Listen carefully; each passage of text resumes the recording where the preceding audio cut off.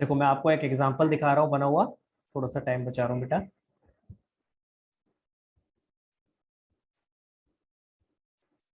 देखो भाई, अब आपकी स्क्रीन पे दिख रहा होगा, दो बुक्स है। देखो फोकस करो, दिख रहा है आपको? स्क्रीन दिख रही है सबको? ठीक है। तो अगर आप ध्यान से देखोगे तो यहाँ पे दो बुक्स बनी हुई है। मैं इसको जरा रब कर देता हूँ।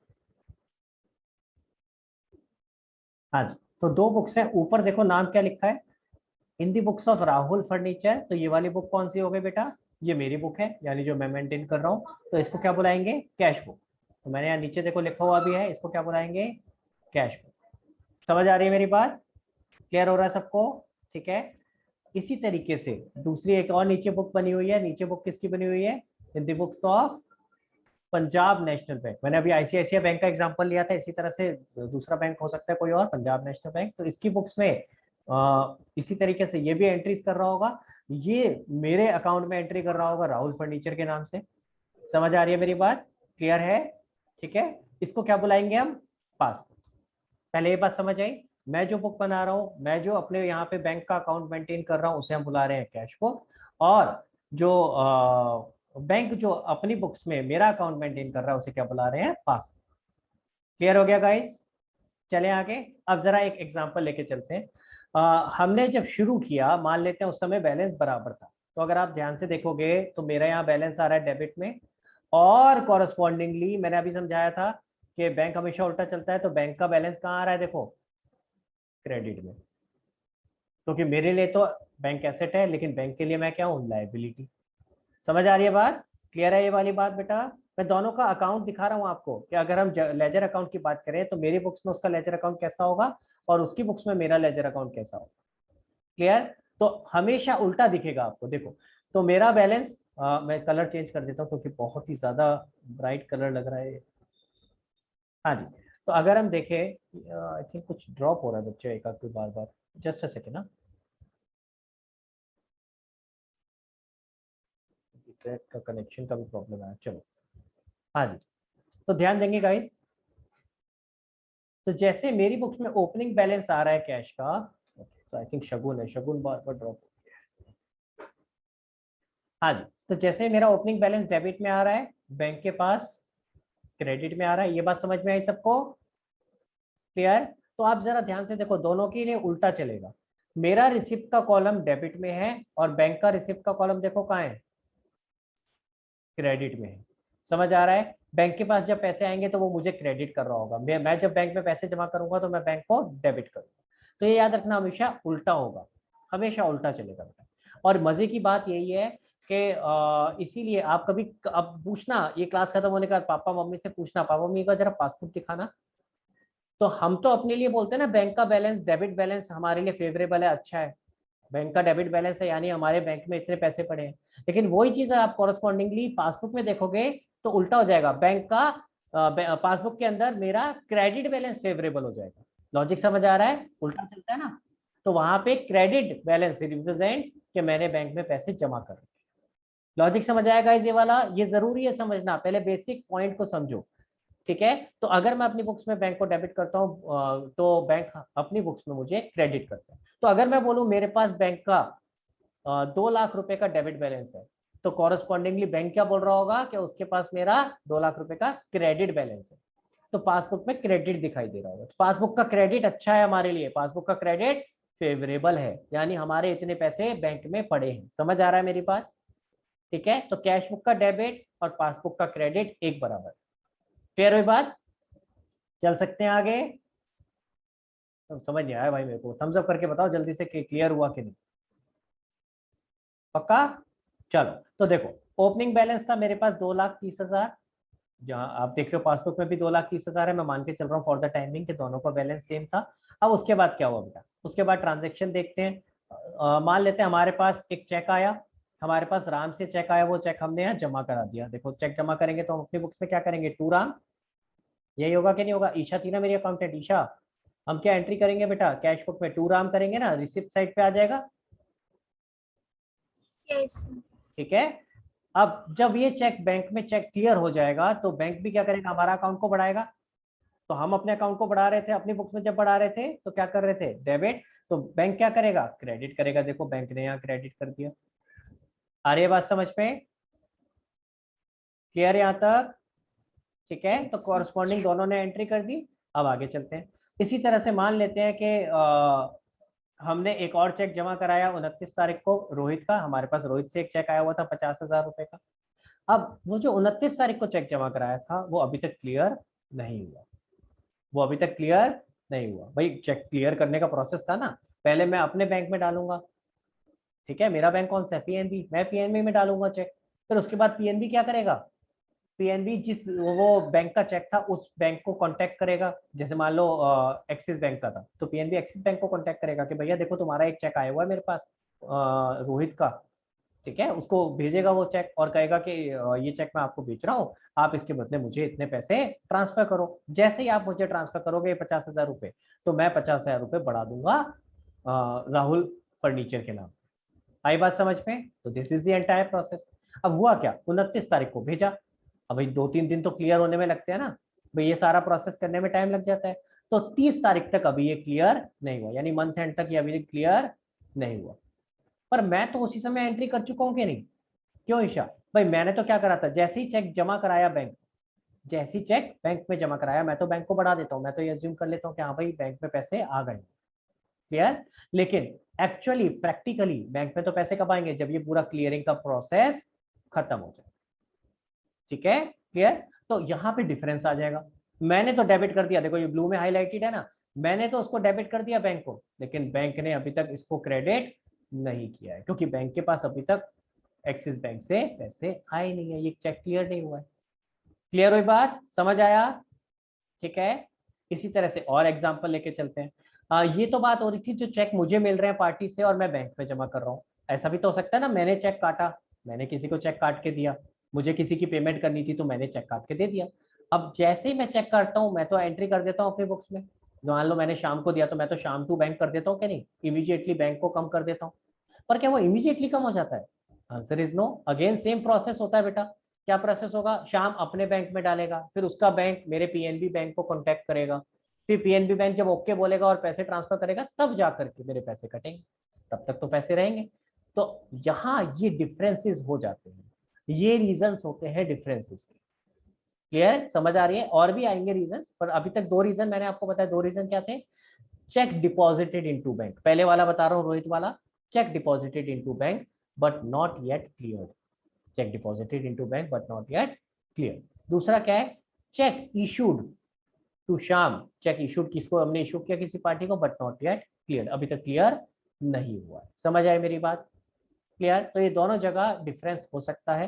तो इस केस में हमने एग्जांपल लिया है कि ये दो ट्रांजैक्शन अभी तक क्लियर नहीं हुई है, बैंक की तरफ से अभी तक क्लियर नहीं हुई है। तो मैंने तो देखो ये दोनों ब्लू वाली जो है मैंने तो अपनी बुक्स में एंट्री कर दी, पर बैंक ने करी क्या? आंसर इज नो, बैंक में किसी भी साइड में एंट्री नहीं दिखाई।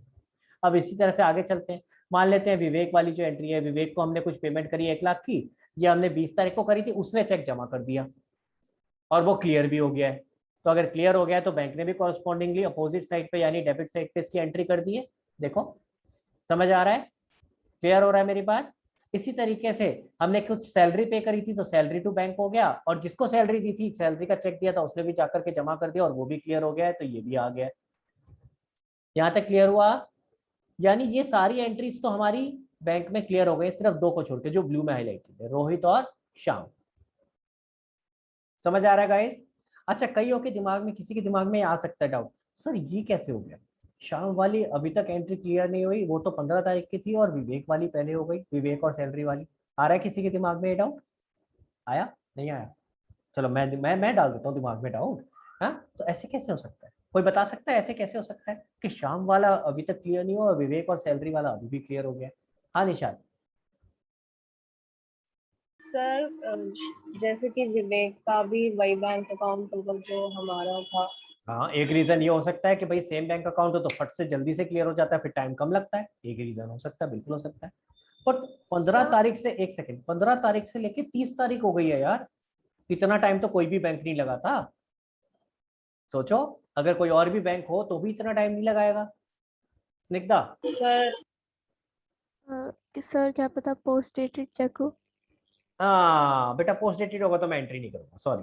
पोस्ट डेटेड होगा तो फिर मैं अपनी बुक्स में बैंक को कम नहीं करूंगा, ठीक है, तो फिर मैं उसको चेक इन हैंड के नाम से या किसी और नाम से दिखाऊंगा, तो आइडियली पोस्ट डेटेड वाला सिनेरियो तो नहीं होना चाहिए। हाँ शगुन। डिपॉजिट ही नहीं करवाया होगा। डिपॉजिट ही नहीं कराया, ये बात हो सकता है। वैसे स्निग्धा जो आपने बोला था वो भी बहुत अच्छा पॉइंट था, बट दूसरा और बहुत ही जेन्युइन सा सिचुएशन क्या हो सकती है, सोचो। मान लो बेटा, आप अपने आप को इमेजिन करो, आप शाम हो, मैंने आपको एक चेक दिया है कितने का, 30,000 रुपए का। अब आपने वो चेक लिया और उठा करके जेब में डाल दिया, और वो 10 दिन तक जेब नहीं पड़ा हुआ है। आपने जो भी वो शर्ट पहनी हुई थी, वो शर्ट उठा करके टांग दी कहीं पे, और वो 10 दिन तक ऐसी की ऐसी पड़ी।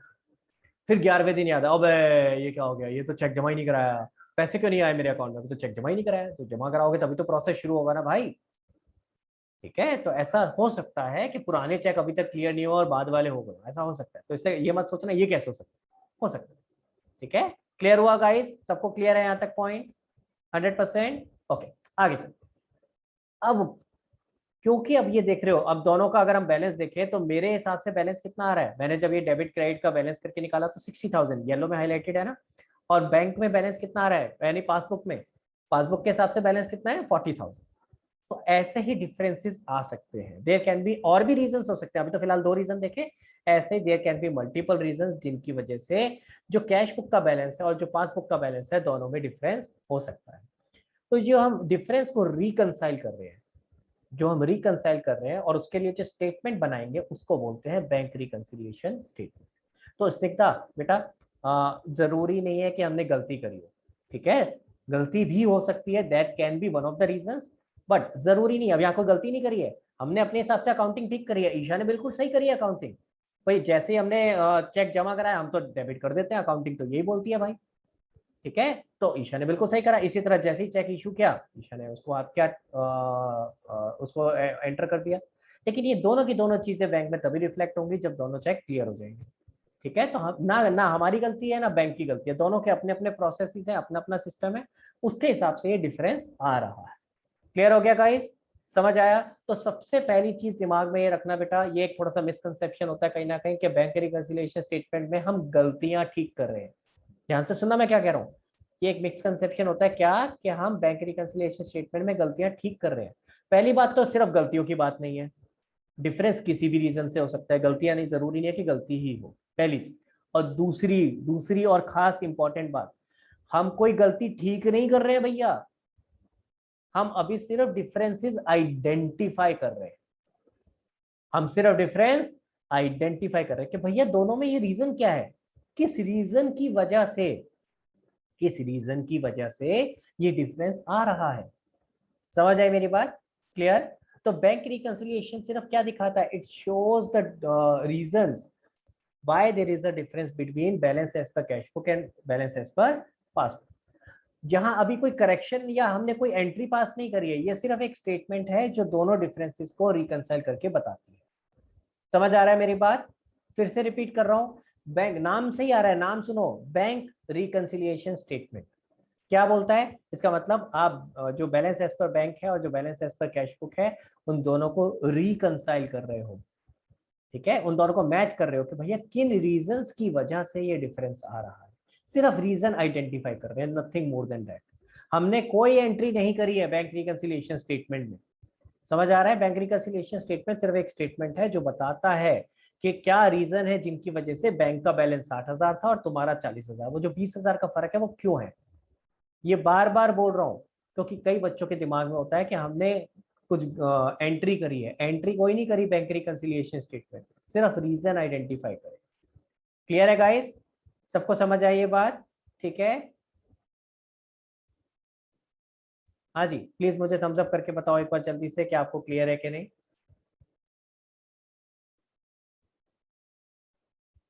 पक्का? ओके, आज मैं आपको बैंक रिकंसिलिएशन स्टेटमेंट बना के नहीं दिखा रहा हूँ क्योंकि उसके लिए थोड़ा सा और कॉन्सेप्ट समझना है। आज हमने बेसिक कॉन्सेप्ट ये समझा कि बैंक रिकंसिलिएशन स्टेटमेंट होता क्या है, पासबुक क्या होता है, कैश बुक क्या होता है। अगर कोई नेक्स्ट टाइम आपसे पूछेगा what do you mean by bank reconciliation statement, तो आप बोलना बेटा bank reconciliation statement is a statement which is prepared to reconcile the balance as per passbook and balance as per cash book. इन दोनों के balances को reconcile करने के लिए जो स्टेटमेंट बनाते हैं उसे बैंक रिकंसिलिएशन स्टेटमेंट बोलते हैं। शॉर्ट में इसको हम कहते हैं BRS।